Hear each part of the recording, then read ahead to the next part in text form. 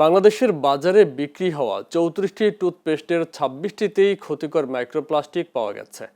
পরিবেশ বিষয়ক গবেষণা সংস্থা environment and social development organisation ESDO এবং জাহাঙ্গীরনগর বিশ্ববিদ্যালয়ের যৌথ গবেষণায় এই তথ্য পাওয়া গেছে। আজ এসডো কার্যালয়ে আয়োজিত সংবাদ সম্মেলনে সংস্থাটি জানায়, সারা দেশের ২,৭৬০ জন ভোক্তার ওপর জরিপ চালানো হয়।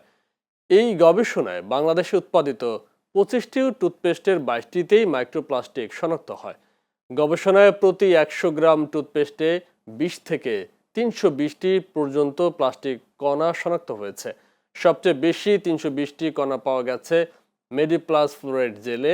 এছাড়া ক্লোজআপ, সিগন্যাল, পেপসোডেন্ট, হিমালয়া ও সেন্সোডাইনের মতো পরিচিত ব্র্যান্ডেও মিলেছে এসব কণা। উদ্বেগজনক বিষয় হলো, শিশুদের জন্য তৈরি ৬টি টুথপেস্টের ৪টিতেই প্লাস্টিক কণা পাওয়া গেছে। নিয়মিত ব্যবহারে মুখ ও পেটে এসব কণা প্রবেশ করে মানব স্বাস্থ্যের মারাত্মক ক্ষতির কারণ হতে পারে।